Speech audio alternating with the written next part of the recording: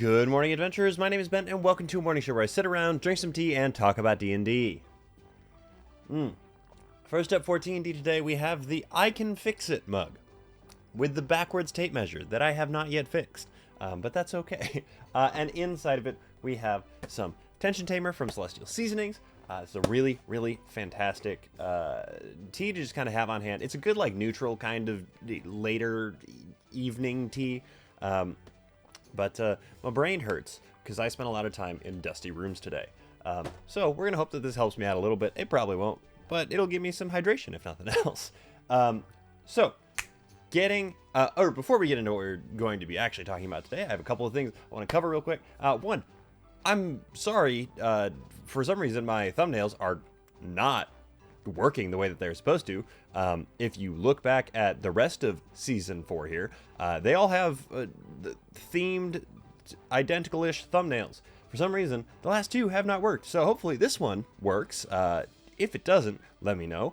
And I'm trying to figure out what's wrong with that, because for some reason, they're just not like uploading and saving. They're uploading, and it says that they're saving, but it's not working for me. So I'm working on figuring that out. And second, in a crazy turn of events, after a year of doing this, I'm coming to the end of my third-party books that I have on hand. We've got one for today, obviously, but this is the last one that I have in my possession currently. There are several that are supposed to be coming. There are several that are, like, in the world working on being fulfilled from Kickstarter and stuff like that, but who knows when those are going to get here. So I believe that there's supposed to be one coming in the mail before next Thursday. If that is the case, I'll have another one then. If not, in lieu of doing a third-party book for D&D, I think I'm going to go ahead and I'm going to talk about different game systems, like TTRPG systems, just because they're really cool. And, I like to spread a little bit of love on them, too.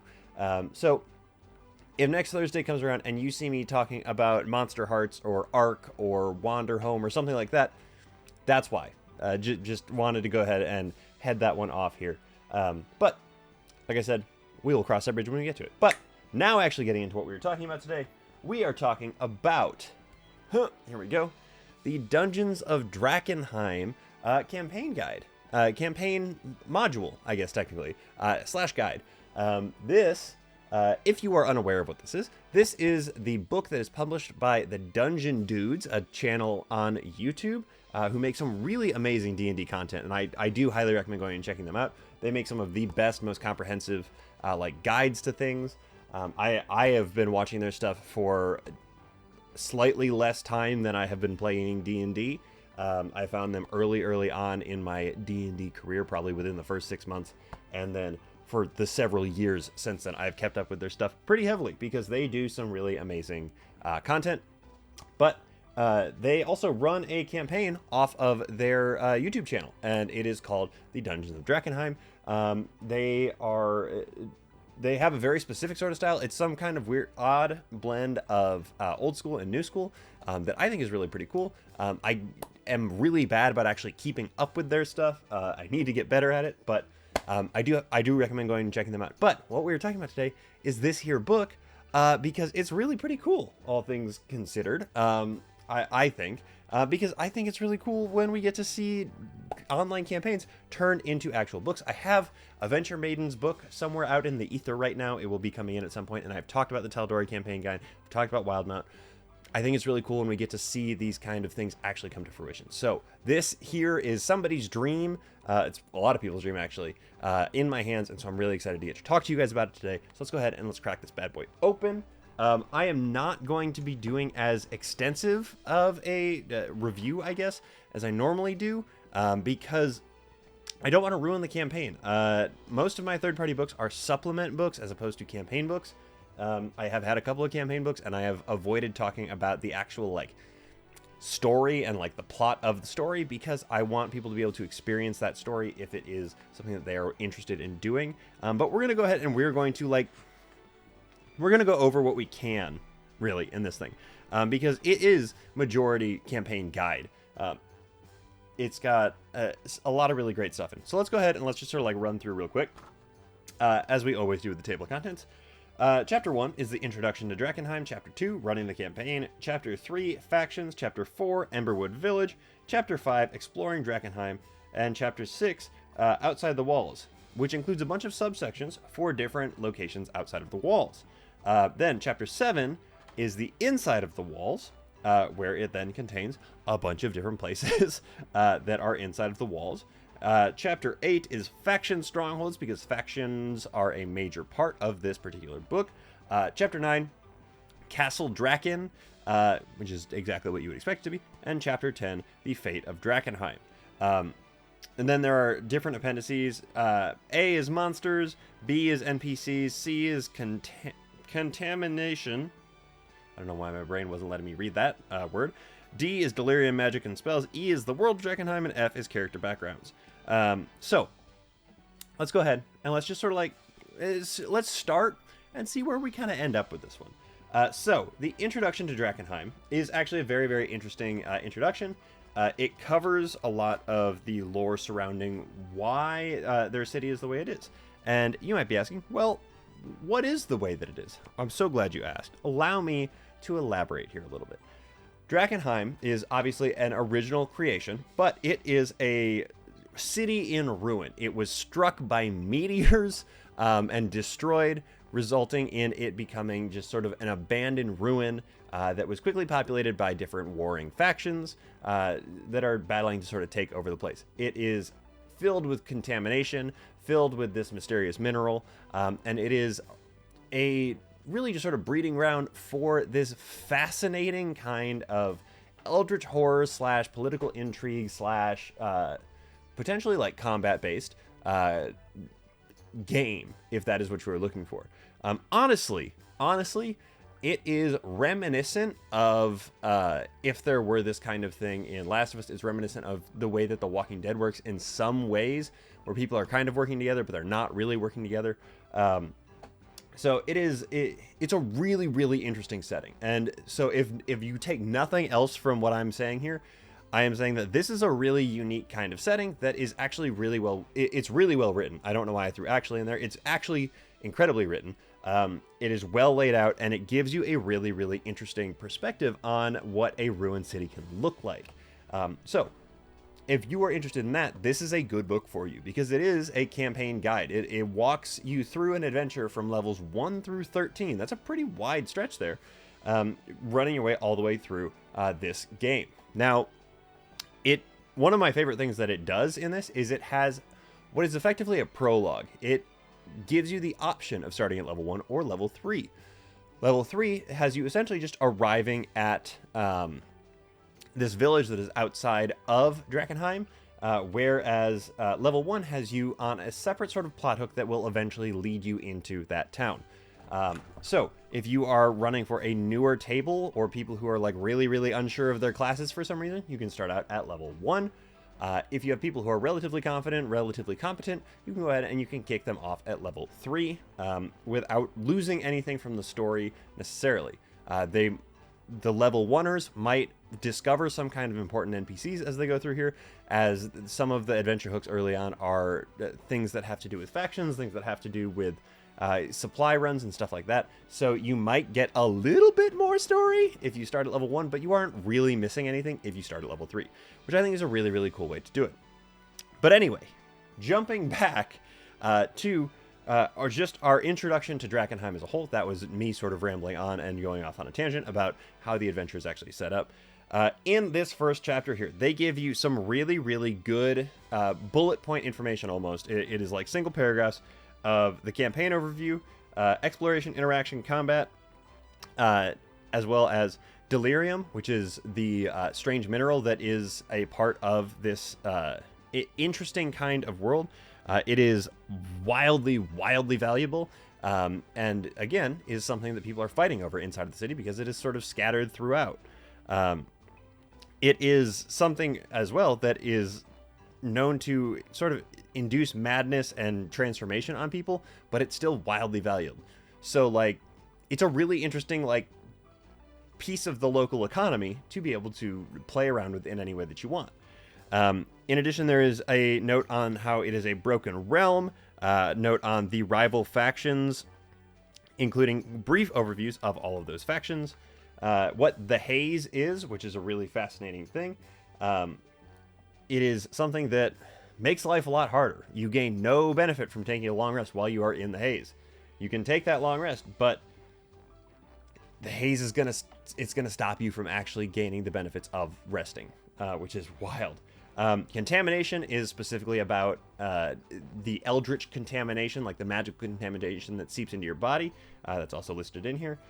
Dangers of the Dark City, some of the dangers that are associated in there. A nice little box for content warning so that you know what you're going into, understanding that it is going to be a more or less horror-based game, as you have a lot of mutation and bodily horror that happens in the game, and you can work those up or work those down depending on how your table feels. In addition to things like warnings for rats, spiders, ghosts, that kind of thing.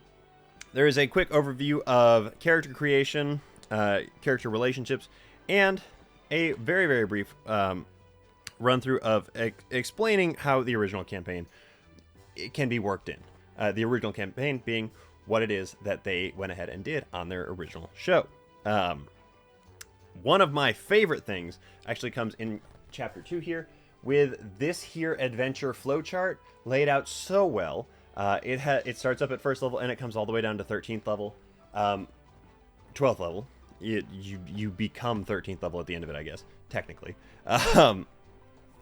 And I love those things. I know that it seems very streamlined then, but it doesn't necessarily have to be. The fact that there is an official published module that has it, shout out Storm King's Thunder, makes me so happy. Storm King's Thunder is one of my favorites, not because of that, but it just so happens to really line up with that, and I love it a lot. So it's a good way to go ahead and story plan if you are trying to like homebrew a campaign too. So go ahead and make yourself a little bit of a loose storyline. Okay. Moving forward from there, there are a ton of pieces of information on how to run the different factions within this book, as well as how you can negotiate alliances, how you can resolve conflicts between them, creating rival adventurers, creating rival parties, because it is, again, kind of like a mercenary treasure hunt kind of thing, while also having a lot of political intrigue between the factions, combat between the monsters and the factions and the players, and it's a really, again, it's a dynamic space to be able to play around in.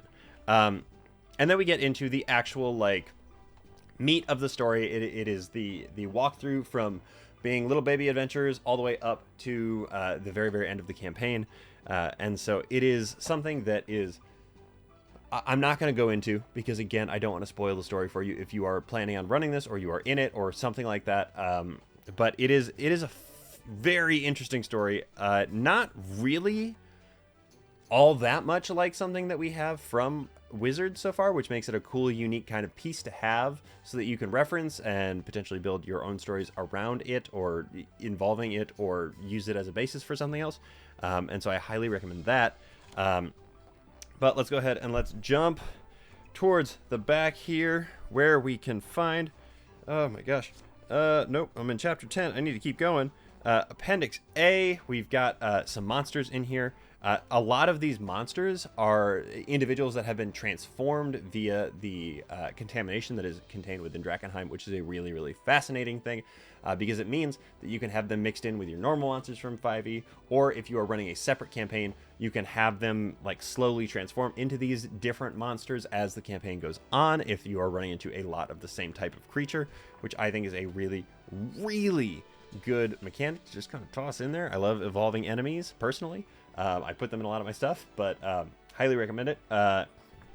NPCs, most of the major NPCs that you find, not most, all the major NPCs that you find in this book are statted out in here. They could be as low as, challenge rating 1, or they could be all the way up to, let's see here, this is challenge rating 15. Yeah, 15 looks like it might be the highest it goes.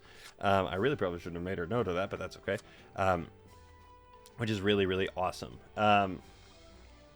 Getting into Appendix C, where all the contamination things are, there is a table here for mutations, as well as a table here for madness that you gain, or that you become afflicted by as you gain levels of contamination, because that's what it is. It is essentially a leveled system, similar to how the transformations kind of work in Grim Hollow. That is kind of how the contamination works here. You sort of like incrementally get worse as it goes, which is really cool. Let's be real, it's very cool. Delirium, magic, and spells.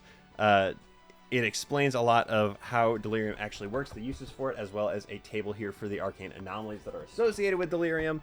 In addition to having a couple pages here of spells that really focus on delirium, that sort of thing, which is cool, but it does feel a little bit specific to this, and you'd have to do a little bit of work to tweak them to be something else. However, the magic items that are in here all will take a very, very little effort to go ahead and transfer to any other given campaign that you are running if you want to.